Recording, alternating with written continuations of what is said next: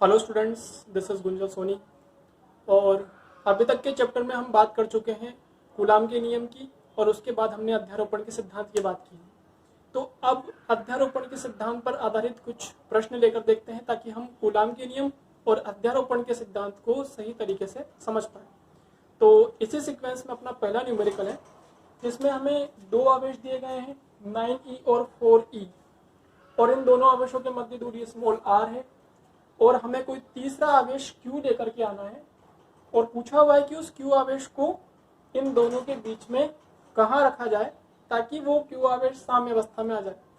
अब साम्यावस्था का अर्थ होता है कि इस q आवेश पर लगने वाला कुल बल हो जाएगा आपका 0, उसे कहेंगे हम साम्यावस्था। तो क्या करते हैं हम, इसके लिए आपको क्या करना है कि किसी भी एक आवेश से कुछ दूरी पर मान लेते हैं हम इसको। जैसे माना कि 9e से इसकी दूरी अपन ले लेते हैं x, यहाँ पर ने q रख दिया, तो 4e से कितनी दूरी हो गई, तो ये दूरी हो जाएगी आपके पास r माइनस एक्स। ठीक है, अब इस कंडीशन में 9e, देखो इसके आगे प्लस का साइन है, तो q भी हमने प्लस का लिया है, दोनों के मध्य प्रतिकर्षण होगा। तो q के ऊपर जो बल लगेगा, ये जो q आवेश है इसके ऊपर दो बल लगेंगे। एक तो 9e लगाएगा इस दिशा में प्रतिकर्षण का बल, इसको मैं F1 नाम दे देता हूँ, और एक ये 4e भी इस q पर लगाएगा प्रतिकर्षण का बल, वो इस दिशा में होगा, जिसको अपन F2 नाम दे देते हैं। ठीक है, अब अगर ये q आपका साम्यावस्था में है तो निश्चित रूप से इस पर लगने वाले बलों का कुल योग होगा 0। ठीक है, या फिर यूं कह सकते हैं कि F1 प्लस F2 की दिशा विपरीत है, तो माइनस का F2 बराबर कितना हो जाएगा 0, F2 उधर जाके पॉजिटिव हो जाएगा, तो F1 बराबर हो जाएगा F2। ठीक है, अब इन दोनों के मान रख देते हैं हम यहाँ पर। तो पहला बल 9e ने लगाया था, तो बल का सूत्र होता है अपने पास K Q1 Q2। पहला आवेश है 9e, दूसरा आवेश आपके पास Q है जिस पर बल लगा हुआ है, और दोनों के मध्य दूरी का वर्ग मतलब x का स्क्वायर। दूसरा बल जो F2 है वो F2 बल लगाया है Q पर 4e ने। ठीक है, तो यहाँ पर K 4e पहला आवेश, दूसरा आवेश Q जिस पर बल लगा हुआ है, और दोनों के मध्य दूरी r माइनस एक्स का होल स्क्वायर। ओके, अब देखो Q से Q कैंसिल, K से K कैंसिल, E से E कैंसिल, और अब क्या करना है आपको, दोनों साइड वर्गमूल ले लेना है। दोनों साइड वर्गमूल लेंगे तो यहाँ पर आपके पास हो जाएगा 3/x, और इधर वर्गमूल लेंगे तो 4 का हो जाएगा 2 divide by r minus x का वर्गमूल r minus x whole square. ठीक है, अब इसको क्रॉस मल्टीप्लाई करते हैं, तो यहाँ पे हो जाएगा 3r माइनस 3x, जब ये r माइनस एक्स इससे मल्टीप्लाई होगा बराबर x इससे मल्टीप्लाई होगा तो ये हो जाएगा 2x। ठीक है, तो 3r बराबर ये 3x इधर जाके जुड़ जाएगा, तो ये हो जाएगा आपके पास 5x, और यहाँ से x का मान निकालना है हमें, तो वो हो जाएगा 3r/5, 3r/5। तो ये जो x दूरी आपको यहाँ दी गई है, ये x दूरी 9e से दूरी है। तो हम ये कह सकते हैं कि अगर हम q आवेश को 9e वाले आवेश से 3r/5 डिस्टेंस पर रखते हैं, तो ये q आवेश आपका साम्यावस्था में आ जाता है, मतलब इस पर लगने वाला कुल बल 0 हो जाता है। अगर आपको क्वेश्चन में ये बोले कि 4e से दूरी निकालनी है, तो अभी आप जब x निकाल चुके हो, तो फिर 4e से भी दूरी r माइनस एक्स है, वो भी हम कैलकुलेट कर सकते हैं। ये दूरी कहाँ से है, ये दूरी है 9e से दूरी। ठीक है, अगर आपको पूछा हो 4e से, तो उस कंडीशन में r माइनस एक्स करेंगे, तो r माइनस 3r/5, इसका एलसीएम लेके जब आप सोल्व करोगे इसको, तो 5r माइनस 3r मतलब 2r/5। ये दूरी कहाँ से है, 4e से दूरी। तो आपको क्वेश्चन में ये जरूर ध्यान रखना है कि दूरी कहाँ से पूछी गई। ठीक है, इसी सीक्वेंस में नेक्स्ट क्वेश्चन लेते हुए चलते हैं, और क्वेश्चन में आपको दिया गया है कि दो आवेश है, समान परिमाण के आवेश है, और इनके मध्य कोई अन्य आवेश आपको रखना है सेंटर पे, दोनों आवेशों के एकदम बीच में। ठीक है, तो और पूछा हुआ है कि इस स्मॉल q आवेश का मान क्या हो ताकि आपका पूरा निकाय साम्यावस्था में आ जाए। पूरा निकाय साम्यावस्था में आने का मतलब ये हुआ कि ये स्मॉल q तो साम्यावस्था में हो गई, साथ में जो दोनों q रखे हुए हैं कैपिटल Q, ये भी साम्यावस्था में होने आवश्यक है। ठीक है, तो आप देखो, आप सबसे पहले अगर आपने इसको प्लस में लिया हुआ है, तो ये क्लियर पता चल रहा है कि इसको प्लस में लेने से क्या होगा कि ये स्मॉल क्यू आवेश इस कैपिटल क्यू आवेश को प्रतिकर्षित करेगा क्योंकि दोनों प्लस में है, और ये वाला क्यू भी इस पर लगाएगा प्रतिकर्षण का बल। तो देखो क्या यह साम्यावस्था में आ सकता है? नहीं, क्योंकि इस पर लगने वाले दोनों बल एक ही दिशा में है, परिणामी बल शून्य नहीं हो पाएगा और ये कैपिटल क्यू साम्यावस्था में नहीं आ पाएगा। तो ये बात तो पहले ही फिक्स हो जानी चाहिए कि आपका स्मॉल क्यू प्लस साइन का नहीं हो सकता निकाय को साम्यावस्था में लाने के लिए। तो आपका स्मॉल क्यू जो है वो डेफिनेटली किसमें होना चाहिए? नेगेटिव में। पहली बात तो ये क्लियर हो चुकी है, ठीक है। अगर ये नेगेटिव में होगा तब जाकर के ये कैपिटल क्यू को अपनी ओर आकर्षित करेगा और ये वाला कैपिटल क्यू को करेगा प्रतिकर्षित। दोनों बल विपरीत दिशा में है, अब जाकर के आपका ये कैपिटल क्यू साम्यावस्था में आ सकता है। ये क्या साम्यावस्था में है इसको भी चेक करते हैं। तो ये नेगेटिव है, ये वाला पॉजिटिव है। ये पॉजिटिव इस नेगेटिव को अपनी ओर आकर्षित करेगा और ये वाला पॉजिटिव अपनी ओर आकर्षित करेगा। दो बल विपरीत दिशा में है तो निश्चित रूप से ये साम्यावस्था में है।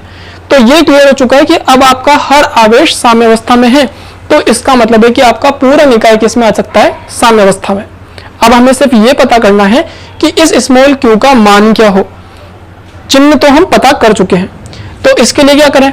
देखो, स्मॉल क्यू ने इस कैपिटल क्यू पे जो बल लगाया उसको मैं F1 नाम दे रहा हूं, और इस कैपिटल क्यू ने इस कैपिटल क्यू पे जो लगाया उसको नाम दे रहे हैं F2, ठीक है।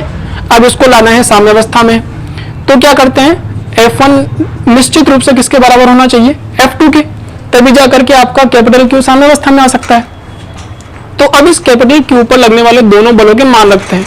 F1 किसने लगाया था? स्मॉल क्यू ने, तो ये हो जाएगा K, पहला आवेश है Q, दूसरा आवेश है स्मॉल q। अब बात ये आती है कि क्या चिन्ह इसका साथ में लेना है? नहीं, चिन्ह का उपयोग हम करते हैं सदिश राशि में दिशा बताने के लिए, और वो हम पहले ही बात कर चुके हैं दिशा की, तो अब आपको चिन्ह साथ में नहीं लेने हैं, ठीक है। और दोनों की मध्य की दूरी कितनी है? r/2 का होल स्क्वायर। दूसरा बल किसने लगाया है? कैपिटल Q ने कैपिटल Q पर, F2 नाम है इसका। तो K, पहला आवेश Q, दूसरा आवेश भी Q, और दोनों की मध्य दूरी कितनी है टोटल? R, तो R का होल स्क्वायर। अब कैपिटल Q से कैपिटल Q कैंसिल, K से K कैंसिल हो गया, और यहाँ पे आपको सिर्फ स्मॉल q का मान चाहिए, तो क्या हो जाएगा? देखो, स्मॉल q डिवाइड बाई इसका होल स्क्वायर करेंगे तो जाएगा r²/4, और यहाँ पे आपके पास कैपिटल Q बचा है डिवाइड बाई r²। ये 4 ऊपर चला जाएगा, ओके, तो यहाँ से 4 हटा के ऊपर लगा देता हूँ, r² से r² कैंसिल, और स्मॉल q का मान हो गया कैपिटल Q/4, और वो भी किस में आना है? आपका नेगेटिव में, ठीक है। तो ये स्मॉल q का मान अगर हम माइनस का कैपिटल Q/4 लेते हैं तब जाकर के आपका पूरा निकाय मतलब हर एक आवेश आपका साम्यावस्था में आ जाएगा, ठीक है। अब अपना अगला टॉपिक है विद्युत क्षेत्र। आवेशों के गुणधर्म में हम पहले ही बात कर चुके हैं कि जब आपका आवेश स्थिर अवस्था में होता है तो स्थिर अवस्था में वो अपने चारों ओर एक प्रकार का क्षेत्र बनाता है जिसे हम विद्युत क्षेत्र कहते हैं, और उस विद्युत क्षेत्र में आने के बाद ही कोई दूसरा आवेश पहले आवेश के कारण लगने वाले बल का अनुभव कर सकता है, ठीक है। जैसे कि मैग्नेट के केस में होता है। मैग्नेट के केस में मान लो कि किसी मैग्नेट का नॉर्थ पोल आपने लिया हुआ है, तो क्या करेगा ये मैग्नेट? अपने चारों ओर एक क्षेत्र बनाएगा जिसको अपन चुंबकीय क्षेत्र कहेंगे। इसमें अगर कोई दूसरा मैग्नेट आता है जिसका नॉर्थ या साउथ पोल कोई सा भी ले सकते हैं, ये जैसे ही अपने पास इस क्षेत्र में एंटर करेगा तब जाकर के इसके ऊपर चुंबकीय बल लगना स्टार्ट हो जाएगा। उसी प्रकार अपने पास कोई आवेश अगर आपको दिया हुआ Q आवेश, ये चारों ओर अपने पास एक क्षेत्र बनाएगा। इस क्षेत्र में अगर कोई दूसरा आवेश आता है तो इस Q' आवेश पर लगेगा विद्युत बल, ठीक है। तो इस क्षेत्र को क्या बोलते हैं अपन? विद्युत क्षेत्र, ठीक है। अब हमें क्या करना है इस टॉपिक के अंदर कि विद्युत क्षेत्र के बारे में जानकारी लेनी है कि विद्युत क्षेत्र का परिमाण कैसे निकालें या विद्युत क्षेत्र की दिशा कैसे निकालें, ठीक है। ये अपन को देखते हुए चलना है।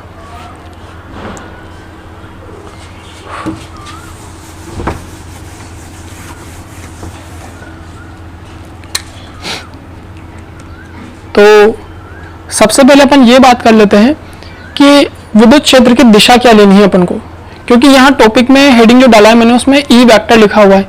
ई वेक्टर से इसको प्रदर्शित करते हैं, और वेक्टर लगने का मतलब है कि सदिश राशि है तो एक निश्चित दिशा तो उसकी होगी ही। दिशा कैसे लेनी है पहले उस चीज को अपन कंफर्म कर लेते हैं। तो देखो, मानो कोई आपको Q आवेश दिया हुआ है प्लस का आवेश है ये, और ये अपने चारों ओर एक विद्युत क्षेत्र बना के रखा हुआ है क्योंकि स्थिर अवस्था में ही। अब यहाँ पर विद्युत क्षेत्र को प्रदर्शित कैसे किया जाए, तो विद्युत क्षेत्र को प्रदर्शित करने के लिए आपको यहाँ पे यूज करना होता है विद्युत क्षेत्र रेखाओं का। ये आवेशों के गुणधर्म के टाइम पे हम बात कर चुके हैं। यहाँ पे हमें कुछ काल्पनिक रेखाएं बनानी है इस प्रकार, और ये काल्पनिक रेखाएं जो आपके पास हैं इन्हें हम बोलने वाले हैं विद्युत क्षेत्र रेखा। ये विद्युत क्षेत्र रेखाएं हैं, ठीक है। और ये जो क्षेत्र बना हुआ है इसको अपन क्या बोलेंगे, विद्युत क्षेत्र, ठीक है। अब बात ये आती है कि प्लस आवेश के केस में हमें विद्युत क्षेत्र रेखाएं जो है वो बाहर की ओर निकलती हुई दिखानी है, ठीक है, त्रिज्या के अनुदिश बाहर की ओर। और अगर आपके पास दिया गया हो माइनस का आवेश तो उस केस में आपको ये विद्युत क्षेत्र रेखाएं त्रिज्या के अनुदिश अंदर की ओर आती हुई दिखानी है, ठीक है। ये विद्युत क्षेत्र की दिशा हो गई, प्लस आवेश के कारण बाहर की ओर और माइनस आवेश के कारण अंदर की ओर। ऐसा क्यों ले रहे हैं अपन विद्युत क्षेत्र की दिशा, तो उसका रीजन देखते हुए चलें। देखो, विद्युत क्षेत्र देखने के लिए क्या करना होगा आपको कि यहां पर कोई आवेश रखना होगा Q0, क्योंकि विद्युत क्षेत्र का पता कैसे चलेगा, दिखेगा तो है नहीं विद्युत क्षेत्र, तो कैसे पता चलेगा, वहां पर कोई आवेश रखने पर। जब हम कोई आवेश लेते हैं और यहां रखते हैं और इस पर बल लगता है तब हमें पता चलता है कि यहां विद्युत क्षेत्र बना हुआ है। समझ में आ रही है बात, ठीक है। और ये जो आवेश अपन ने लिया है इसे बोलते हैं परीक्षण आवेश, ठीक है।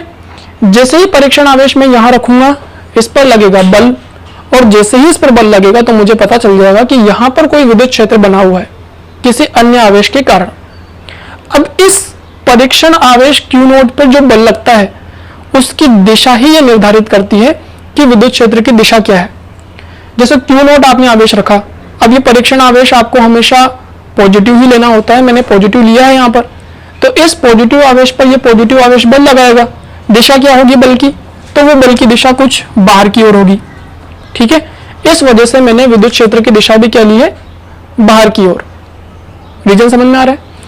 अब देखो, यहाँ माइनस आवेश के केस में अगर आपने कोई परीक्षण आवेश लिया Q0, पॉजिटिव आवेश है परीक्षण आवेश, तो ये माइनस आवेश क्या करेगा, इसको अपनी ओर आकर्षित करेगा, ठीक है। अब अपनी ओर आकर्षित करेगा तो बल की दिशा होगी अपनी ओर, तो विद्युत क्षेत्र की दिशा भी मैंने माइनस Q की ओर ही ली हुई है, ठीक है। ये रीजन आपको ध्यान रखना है विद्युत क्षेत्र की दिशा के लिए। तो ये बात हो गई विद्युत क्षेत्र की दिशा की। अब हम बात करते हैं कि विद्युत क्षेत्र का मान हम कैसे निकालेंगे। तो विद्युत क्षेत्र का मान निकालने के लिए आपको यह ध्यान रखना है कि विद्युत क्षेत्र क्या होता है, किसी एकांक आवेश पर लगने वाला बल, ठीक है। देखो अभी आप, इस प्लस Q आवेश ने इस Q0 को प्रतिकर्षित किया, बल लगाया F, ठीक है। तो विद्युत क्षेत्र जो होगा वो होगा एकांक आवेश पर लगने वाला बल F/Q0, ठीक है। यही अपने पास विद्युत क्षेत्र का परिमाण निकालने का तरीका हो गया। और यहां पे जो बल की दिशा होगी, क्योंकि बल सदिश राशि है, तो वही दिशा हमारे पास किसकी भी हो जाएगी, विद्युत क्षेत्र की। आवेश यहां पर आपके पास अदिश राशि है तो इसमें दिशा होगी नहीं, इसी बल में दिशा होगी, और जो बल की दिशा होगी वही विद्युत क्षेत्र की भी दिशा हो जाएगी, ठीक है। इस तरीके से अपन विद्युत क्षेत्र का परिमाण कैलकुलेट कर सकते हैं। इसको थोड़ा सा और डिटेल में अगर अपन समझना चाहें, ठीक है, थोड़ा इस फॉर्मूले की फील लेना अगर अपन चाहें, तो इसको थोड़ा ऐसा समझो आप कि विद्युत क्षेत्र कोई नई चीज नहीं है। यहाँ जो विद्युत क्षेत्र मैंने ई वेक्टर लिखा हुआ है, इसे हम विद्युत क्षेत्र की तीव्रता भी बोल सकते हैं। विद्युत क्षेत्र की तीव्रता का मतलब है कि विद्युत क्षेत्र कितना ज्यादा प्रबल बना हुआ है, कितना ज्यादा स्ट्रॉन्ग विद्युत क्षेत्र है। देखो, जितना ज्यादा स्ट्रॉन्ग विद्युत क्षेत्र होगा उतना ही ज्यादा इस Q0 पर बाहर की दिशा में बल लगेगा। जैसे कि मैग्नेट में आपने देखा होगा कि छोटा मैग्नेट लेते हैं, एक छोटा मैग्नेट अपन ने लिया, फिर सामने दूसरा मैग्नेट आ रहा है, तो छोटे मैग्नेट की वजह से सामने वाले मैग्नेट पे कम बल लगेगा क्योंकि इसका चुंबकीय क्षेत्र ही कम बना हुआ है। मैं बड़ा मैग्नेट लूंगा तो ज्यादा चुंबकीय क्षेत्र बनेगा, प्रबल चुंबकीय क्षेत्र बनेगा, और वो प्रबल चुंबकीय क्षेत्र सामने वाले चुंबक पर भी ज्यादा बल लगाएगा, ठीक है। तो यहां पर जो आपका विद्युत क्षेत्र बना हुआ है, इसकी तीव्रता कैलकुलेट की है अपन ने कि कितना ज्यादा प्रबल ये विद्युत क्षेत्र बना हुआ है। ठीक है, तो यहां से क्लियर पता चल रहा है जितना ज्यादा बल उतना ज्यादा प्रबल विद्युत क्षेत्र। ठीक है, ये ध्यान रखें। अब ये फॉर्मूला पूरा नहीं हुआ है, इसको थोड़ा सा और डिटेल में ले जाते हैं अपन। तो अगला टॉपिक इसी के साथ कनेक्ट कर रहा हूं मैं, और वो अगला टॉपिक अपने पास बुक में दिया गया है, किसी बिंदु आवेश के कारण बनने वाला विद्युत क्षेत्र। देखो बिंदु आवेश क्या होता है, पहले इसको अपन देख लेते हैं। बिंदु आवेश का मतलब है बहुत ही छोटी जगह में रखा हुआ आवेश। जैसे मान लो कि आपके पास कोई गोला है, चालक गोला, इसको आपने आवेश दिया। अब चालक को आवेश देने पर कहां जाता है सारा आवेश? सतह पर इस प्रकार वितरित हो जाएगा। ठीक है ना, तो जितना भी आपने आवेश दिया है वो एक पूरे के पूरे आयतन के ऊपर सतह पर वितरित हो जाता है। ठीक है, तो इसे अपन बिंदु आवेश नहीं कहेंगे क्योंकि इसका आकार बहुत बड़ा है। अब ये जितना भी आवेश है, सपोज दैट ये क्यू आवेश है, इसको अगर छोटे से पॉइंट पर मैं लगा दूं, मतलब ये पूरा आवेश फैला हुआ नहीं है, वितरित नहीं है, एक छोटे से बिंदु पर केंद्रित है, तो ये कहलाएगा फिर आपके पास बिंदु आवेश, बहुत ही छोटी जगह में रखा हुआ आवेश। और आपका टॉपिक अभी ये है कि आपको इस आवेश के कारण इस आवेश से आर दूरी पर कोई बिंदु ले लो, पी बिंदु, और इस पी बिंदु पर कितना विद्युत क्षेत्र बनेगा वो आपको कैलकुलेट करना है पी बिंदु पर। ठीक है, तो कैसे कैलकुलेट करेंगे? तो देखो वही तरीका, फिर से ध्यान रखें इसको। यहां विद्युत क्षेत्र बन रहा है कि नहीं बन रहा है पता कैसे चलेगा? वो दिख तो नहीं रहा है, तो हम क्या करते हैं, इस पी बिंदु पर कोई आवेश लेकर के आते हैं ताकि वो आवेश इस प्लस क्यू आवेश के कारण जो विद्युत क्षेत्र बन रहा है उसका अनुभव कर सके। ठीक है, तो यहां पर अपन ने लिया परीक्षण आवेश क्यू नॉट, रख दिया पी बिंदु पर। ठीक है ना, अब ये क्यू नॉट जो है जैसे ही इस प्लस क्यू के इस विद्युत क्षेत्र में रखा जाता है तो क्यू नॉट पर बल लगेगा, उसी से अपन को पता चलेगा कि यहाँ विद्युत क्षेत्र बन रहा है। तो अब देखो क्या करना है, कितना बल लगाएगा ये क्यू नॉट पर, इस क्यू आवेश ने इस क्यू नॉट पर कितना बल लगाया, तो वो बल होगा F बराबर K क्यू नॉट और दूरी का वर्ग, इतना ही बल लगेगा क्यू नॉट पर। ठीक है, अब विद्युत क्षेत्र की तीव्रता क्या होती है? एकांक आवेश पर लगने वाला बल। ठीक है, तो आपको क्या करना है, यहाँ पर F का मान रख देना है K q naught upon r square और डिवाइड बाई क्यू नॉट से क्यू नॉट कैंसिल और E इक्वल हो जाएगा K q upon r square. तो ये आपके पास विद्युत क्षेत्र का बल हो चुका है। अब देखो यहां पर ध्यान से कि विद्युत क्षेत्र की तीव्रता, दो सूत्र आ चुके हैं आपके पास। ये सूत्र आपको अकॉर्डिंग टू कंडीशन लगाना है। अगर आपको पहले से क्वेश्चन में बल दिया गया है तो ये सूत्र लगाना है, और आपको बोला हुआ है कि कोई बिंदु आवेश है और उससे हमें 5 सेंटीमीटर दूरी पर या 10 सेंटीमीटर दूरी पर कितना विद्युत क्षेत्र बनता है वो कैलकुलेट करना है, तो फिर हमें ये सूत्र लगाना है। ठीक है, अब इस सूत्र का थोड़ा सा ऑपरेशन कर लेते हैं। ये जो स्मॉल क्यू यहाँ पर है, इस स्मॉल क्यू की वजह से ये पता चल रहा है कि E समानुपाती Q, जितना ज्यादा परिमाण का आवेश होगा उतना ज्यादा प्रबल विद्युत क्षेत्र बनेगा। ठीक है, ये बात अपन पहले क्लियर कर चुके हैं कि भाई आपके पास ज्यादा परिमाण का आवेश है, 5 कूलाम की जगह मैंने 10 कूलाम आवेश लिया, तो बनने वाला विद्युत क्षेत्र भी ज्यादा प्रबल होगा, है ना। अगर कोई दूसरा आवेश उसमें एंटर करता है तो ज्यादा बल का अनुभव करेगा इस बार वो। दूसरी बात, दूरी के वर्ग के व्युत्क्रमानुपाती है। दूरी अगर आप बढ़ाओगे तो विद्युत क्षेत्र हो जाएगा कम। तो ये क्लियर हो रहा है। देखो आप, अगर आपने दूरी बढ़ाई तो उस कंडीशन में विद्युत क्षेत्र धीरे धीरे कम होता चला जाएगा। ठीक है, ये दोनों पॉइंट अपन को ध्यान रखना है। अगर मैं यहाँ पर एक ग्राफ बनाऊं इसका, जैसे मान लो कि आपको दूरी और E के मध्य ग्राफ बनाना है, तो दूरी बढ़ेगी विद्युत क्षेत्र कम होगा, तो ये ग्राफ कुछ इस प्रकार आएगा। दूरी बढ़ती जा रही है और विद्युत क्षेत्र का मान लगातार घटता जा रहा है। ठीक है, और ग्राफ में आपको ये भी पूछ सकता है वो कि अगर ग्राफ बनाए हम 1/r स्क्वायर और E के मध्य, तो देखो यहां पर इस ग्राफ में E जो है ना वो 1/r के तो समानुपाती है, तो ग्राफ आपको कुछ ऐसा मिलने वाला है। फिर तो ये ध्यान रखें कि ग्राफ किस किस के बीच में पूछा हुआ है। यहाँ पे 1/r स्क्वायर के साथ में 1/r स्क्वायर के साथ में E समानुपाती है, इस वजह से आपका ग्राफ जो होगा वो रेखीय रूप में प्राप्त होगा। ठीक है, तो ये विद्युत क्षेत्र की तीव्रता का सूत्र हो चुका है। इसका मात्रक भी देख लें साथ में। मात्रक क्या होगा, बल आता है न्यूटन में और आवेश आता है कूलाम में, तो न्यूटन पर कूलाम। ठीक है, इसके और भी मात्रक होते हैं मगर वो आगे वाले चैप्टर्स के अंदर अपन डिटेल में डिस्कस करेंगे।